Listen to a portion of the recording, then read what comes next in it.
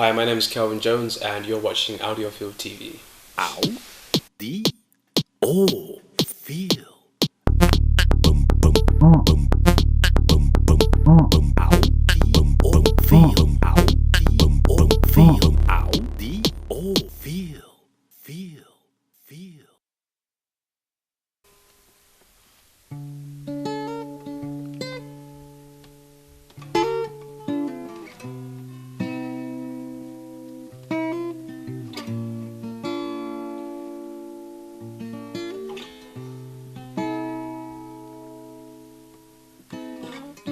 I came across a fallen soldier.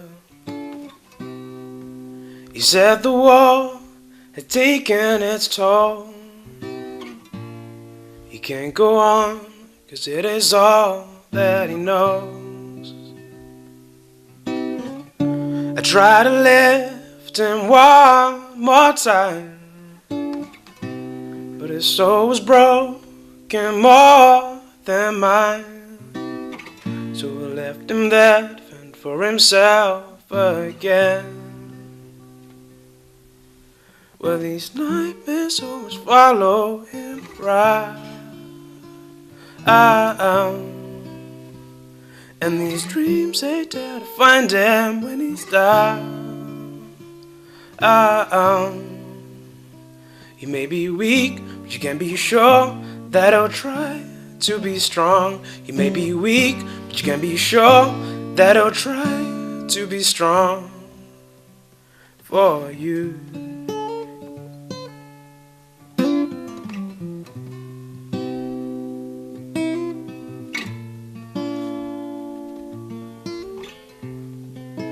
Hello, Kelvin. I'm Hey. glad to have you here today.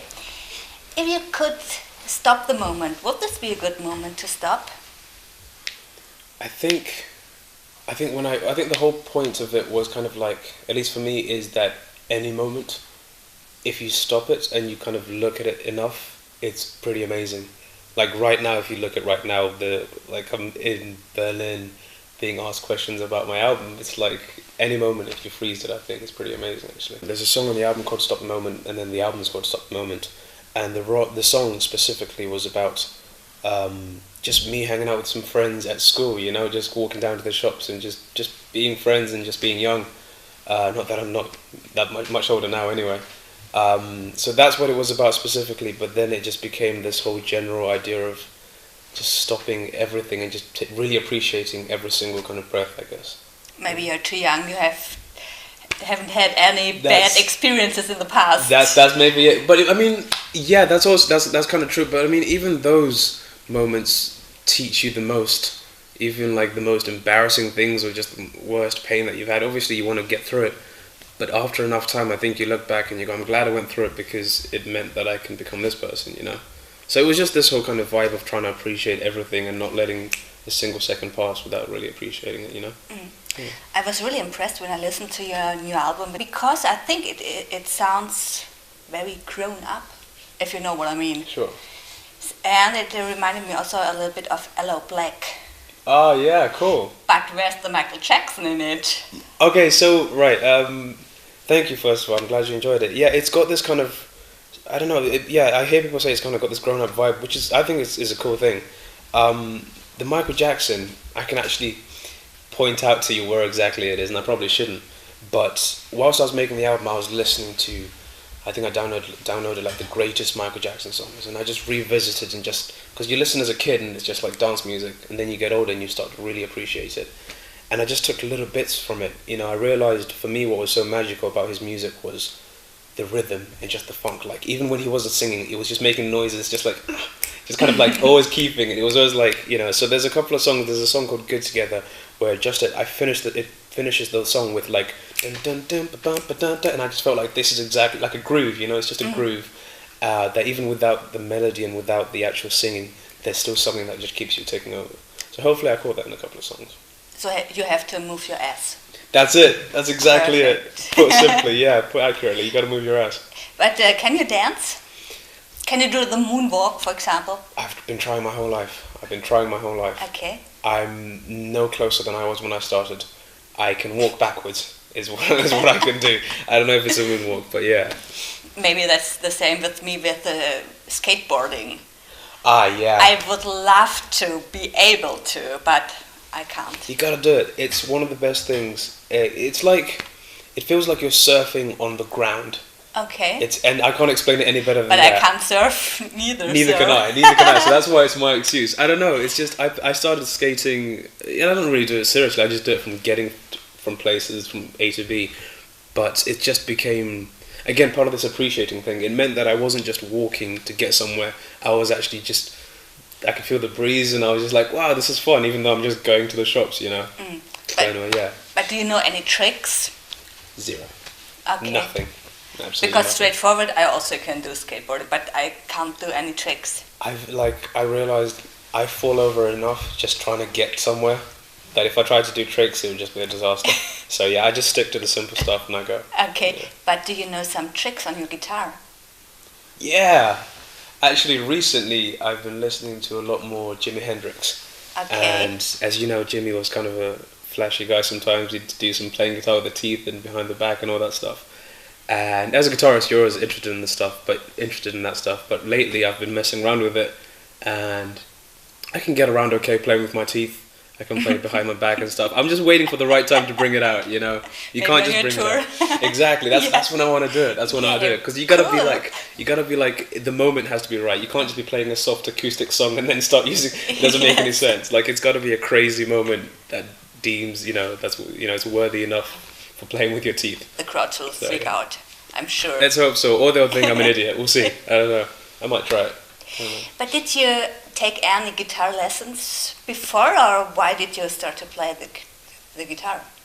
So I started to play the guitar because I've always been obsessed. I think just inside I was always obsessed with music, but I just didn't know it. I just knew that I loved it. And then my brother, there happened to be a guitar in the house because my brother was given a guitar, and he didn't really take much of an interest in it. And I started just picking it up and playing just like one string at a time, just figuring out what's this instrument about. And from there, it just kind of grew and developed and became this obsession, and then gradually became this illness, this thing which I have to do and have to figure out. But no, I never had any lessons. I think in this day and age, you can figure out pretty much how to change the world from the internet, from behind the internet. You can figure out so much stuff, and I think it was just a combination of being obsessed and having this great resource, which is the internet, that I kind of managed to figure out my way through the dark until there was some light, you know? I mean, you can start your career in the internet. Clearly, yeah. And you can end it as well. You can finish it like that.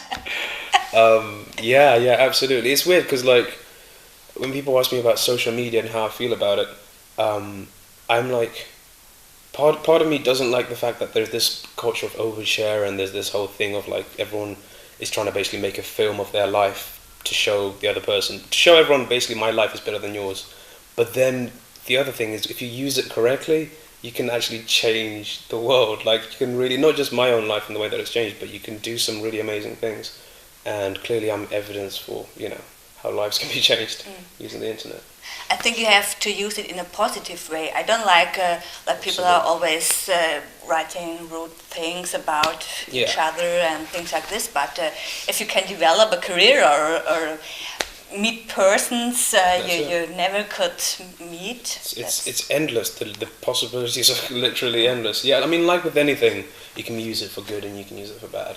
But it's just such a great, with Batman, with great power comes great responsibility kind of thing. It's such a great power. You gotta know how to use it, I think, a little bit. Yeah. And how did you come along with the music of B.B. King? So Because you're so young, yeah. so B.B. King. Yeah, I know. Yeah, it doesn't Not quite your make sense. Well, so this is how it started actually. A friend of mine introduced me to the musician of a guy called John Mayer, the music of a guy called John Mayer, and then I just fell in love with this dude's music because it was like unlike anything I'd heard before. It was saying things, and not even just with words, but just musically saying things which I just had always wanted to say, And when you find someone you love, you want to figure out where did they get it from? Where did they get it from? So I did like my research, and he pointed to a guy called B.B. King, and so I started doing a little bit of listening, and it was, there's one song called "The Thrill Is Gone" that just tore me apart, that I loved so much, but there wasn't much else that I was into until I went to play music, went to play guitar, jam with some friends at school, and these guys, I've been playing guitar for like 2 years, and these guys have been playing guitar for, I don't know, since they were born. 200 years. Exactly, 200, those kind of people, you know, who like, they don't look right without a guitar in their hands. And we're jamming, and, you know, they're just killing it, just playing crazy fast, amazing things. And I'm just figuring out the guitar, so I have no idea what I'm doing. And I went home just kind of upset and annoyed at myself at not being able to play or keep up with these guys. And I looked for, you know, who's the slowest player that I can find. And I just heard of this guy, B.B. King, and I'd seen some of his playing. I was like, I can do that.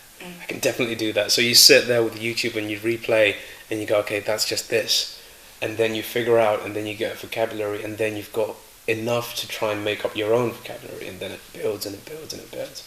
So that's how I became obsessed with it, and after that, obsessed with blues, and then it just carried on, yeah. That's it. Which is like the mother of pop music, blues. No one knows this. Thank you for mentioning. No one realizes this, you know? It's like, I think the problem is when I say that I love blues, people immediately think, oh, he must play blues and it's like 50, so you gotta be old to listen to it. It's like, no, you're listening to blues every day, you just don't realize it, you know? Like some of the, what song was it? There's a song that Jessie J and Ariana Grande and Nicki Minaj did, I think, a while ago, and I think it's called Bang or Bang Bang or whatever. But all the riffs, all the singing, like it's a crazy pop song, but all the riffs are like blues things. Like if you play it on a guitar, that's blues. And that's what I love about it, is the fact that it permeates and kind of helped to create all the music that we love now. So I think I use it in the same way. I love blues, but I wouldn't say I'm a blues player. I just use it to, you know, influence the other things that I do, which is pop, you know? Yeah. When I listened to your new album, I thought that it is like a mix of all music styles. Oh, cool. So, is there something you wanted to do with this new album? Have all the influences from the music you love and then have your own style? Well, they always say, like, with your first album, it's a tribute to everything that you love, like all the people that you've listened. So I'm 20 years old, and I guess I finished making this album I finished making this album just as I turned 20. So that's 20 years of music that I've listened to. And when I grab a guitar to write a song, I'm being influenced by all of that stuff. And I think it's partially due to not having found your voice as much as you would have by the third album, where you know exactly who you are. You're still kind of, you know, wearing different clothes. You're trying to figure out, what do I like, what do I listen to? So it comes out as this kind of, without meaning to, it comes out as this kind of mesh of 50%, these are my influences, and 50%, this is who I think I am right now. And then it kind of comes out in this thing, which I really love, actually. Yeah, I think it's, you know, it's maybe not 100% what my sound is, but I think we're all just a makeup of other people, you know. So. But now you have enough space to develop, so I think this yeah, is cool. Exactly. You know, you can't. I don't think you can figure it out in the first time out. You know, you gotta go and put something out, and then hopefully I get a chance to put more out and figure out, okay, what else am I thinking? What actually is my vibe? You know. Have you also been influenced by African music? Because you moved to London at the age of 5, right? I was 9, nearly 10. Okay. Yeah, so quite. So you have memories from Africa? Sure, absolutely. Well, here's the thing. I do and I don't. I do because obviously I remember some stuff and everything, but my memory's not great and I was pretty young. So what I remember more is more like a mood. I remember the way I felt, and I remember some of the people and how they made me feel, but I couldn't say, oh, you got to turn, you know, you want to go here, you got to take this left corner and whatever. I couldn't say that. So to answer your question, I guess it must have seeped in some of the stuff, like some of the rhythm things and some of the way, like the vocal deliveries and things, and stuff. But I don't know that I was into music as much back then. So if there is an influence, then it's only subconscious, because I don't think I was listening as much back then, you know, as I am now. And when your mother sang you some lullabies, have those been African lullabies, or do you remember things like this? Oh man, I hope she didn't. She's got a horrible voice. Yeah, I don't know. There's no one musical in my. And she'll be, you know, Mom, if you're watching, she knows. She knows. Everybody can sing. Exactly. Yeah, okay, you gotta listen. Then listen to her, then you figure it out. There's no one musical in my family, so I guess I grew up going to church, so I would have heard that kind of music. Like that's why I heard some gospel. Oh yeah, tunes. Dude, I'm obsessed with it, and I only really discovered it a few years ago. The kind of It's almost really actually the American gospel, that kind of really like organ and like that really super Yes. bluesy sound. And I And think harmony vocals. exactly. Oh, I love I'm it. obsessed with those. I'm obsessed with Yeah. that. I think there's no easier way, at least for me, to tug at my heart than when you've got the harmonies and you've got the organ and it's just like boom, I moved I'm to there. tears right then. Exactly. Yeah. You know, that's what. So that's it's the things that moved me, and so I just put it in and hope that somebody else will be moved by it. You know. But why did you record the album here in Berlin?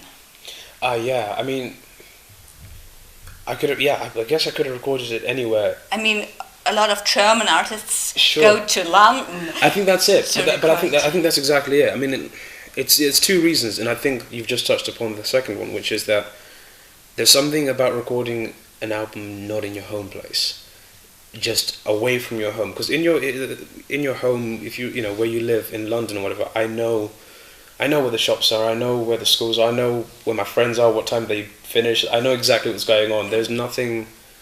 There isn't that kind of insecurity that puts you off balance, that makes you think a little bit more. You know. And too comfortable, maybe? Too comfortable, exactly. And when you're too comfortable, you probably start to make some more predictable decisions. You know, you go a certain way because that's the music you've heard on the radio. So you go, okay, I'm just going to add this. That's what I'm hearing. But if you're in a ostracized in some other place, foreign land, you have no idea what home is. You have no idea what music should be sounding like. So you kind of just take chances and take risks. And so that was the second reason. And then the first kind of primary main reason was just people. I met a dude, producer called Tobias Kuhn, who we clicked just like that. He was the first guy I met like to co-write with, and then I met like 10 other ones, but I still came back and I was like, this is it, this is the guy. He just kind of got, and he just got me with what I was saying, and it's like a very German thing, but the way that you guys are direct, like you're honest and you say exactly what you mean, and it doesn't take you half an hour to say it. You just kind of say, I like the song, I don't like the song. That was like, to me that was instrumental, because it was like, if I'm going to make an album, I need someone to tell me the truth about what I'm actually doing here. Okay, then come to Germany. Exactly. So I came to Germany. So that's the second reason. So yeah, those two things combined made it like a really special place to make an album, I think. Yeah. Did you also take some influences from the city, from Berlin? Yeah. It's difficult not to. It's very difficult not to, because it's, I was finishing 8 p.m. every night and then going out and skating in Berlin until like 11. I'd be out until just checking out the place, and then sometimes I'd go out in the middle of the night to get a kebab because I was hungry. So you just naturally start to absorb the culture and the way that everyone else is. There's this kind of like really vibrant, creative culture in Berlin where everyone looks like they're creating something. Like, I know they're all hipsters and stuff, but it's like they're all like, they're all dreamers. And I was like, I felt amongst my own, people who just want to create. So yeah, absolutely. I absolutely took some influence from Berlin, yeah, for sure. They have some artists in the past also recorded in Berlin, so Some David famous ones, Bowie, yeah. for example. There's some big ones. Would you like to go into his footsteps? So here's where you're going to hate me. I downloaded the anthology, the discography, the greatest hits of David Bowie, of Elton John, of Michael Jackson, all these guys, whilst I was making the album, just to figure out what are these guys saying. Maybe one. I like one David Bowie song. Okay. One. Only. One. One only. Okay. I've tried my best. I like And I like Elton John. What about it's- Elton John? Oh man, Elton John. I like the hits, and here's the one thing. I really didn't like the rest. I didn't get it. It's not I didn't like. I didn't get it. I think there'll come a time in my life where I'll be like, of course. And I think that's what it is with all these greats. It's like in time you have to be in the same wavelength. So I think maybe I'll turn 25 and I'll be like, of course, because I only figured out how amazing Jimi Hendrix was last year. It took me 4 years of playing guitar. But maybe you never listened to Jimi Hendrix before, but you of course listened to Elton John before. So That's do true. you think taste can change so much? Yeah, I really do. I think there's this kind of thing, this culture, and like we're talking about on the internet, how people say some mean things. There's this thing going on, especially in England right now, where bands are coming out with albums and people are going, oh, they've turned pop, they've changed. They used to be like this, now they've changed. And it kind of like bugs me because I'm like, you change when things you listen to. I'm not listening to the same things I was listening to you. Some of it's the same, but a lot of it's different. and I think it's got to change and it's got to move on. So I think, yeah, absolutely. I think when I go, there's a definite chance that I'll turn 23 and I'll just be like, I get what Elton John was. I completely get it now. It's exactly what I want to hear. Because last year I didn't want to hear a lot of Hendrix stuff. I only wanted to hear Watchtower, and that was it. I will ask you in 5 years if you listen to Elton John. We'll see. We'll see. I'll probably be there playing piano only. Yeah. Be done with guitar. Who knows? That's the whole thing. And you have the glasses already. Yeah. So oh yeah, dude. I can see absolutely. the similarity. when I go into it, when I go into something, I go full in. And if we had this interview last week, I'd be wearing a headband. When I go into Jimi Hendrix, I was like everything. Like I can't just get into it. I have to be like fully into it. So yeah, I'd have the glasses, everything. I can imagine it now. But I hope you don't get into a Jimi Hendrix drug career. No, that's the other side. Okay. Yeah, that's the thing. I think John Mayer said actually. He said like he hopes to never get. And I'm completely with this. Never get to the point of being so genius that you start losing touch with this world. Like being so in touch with that other world that you're losing touch. I think that's where I'm kind of like, I'm happy to be less amazing if it means I can still appreciate it. I'd rather not be so genius that I can't even tell. So yeah, let's hope not. We'll see. We will see. I will ask you in 5 years. Yeah. Thank you very much for this interview. Yeah, thank you. That was cool.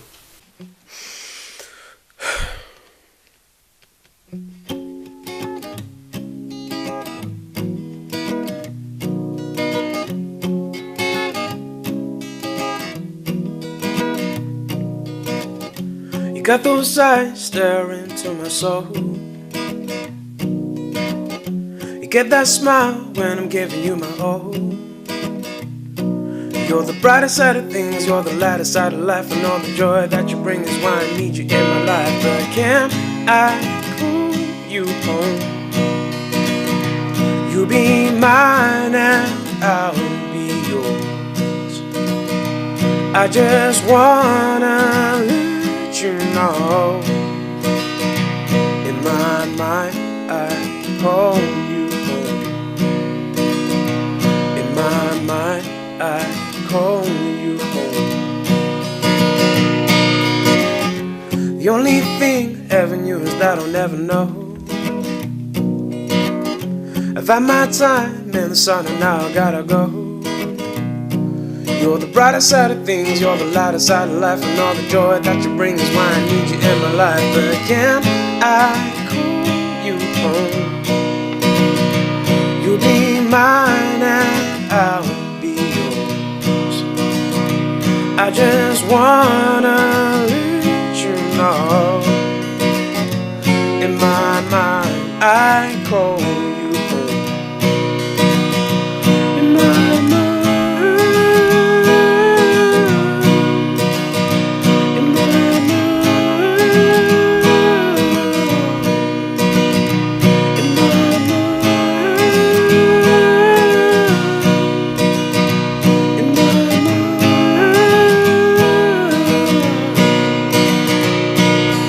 Can I call you home? You'll be mine and I'll be yours. I just wanna let you know, in my mind I call you home.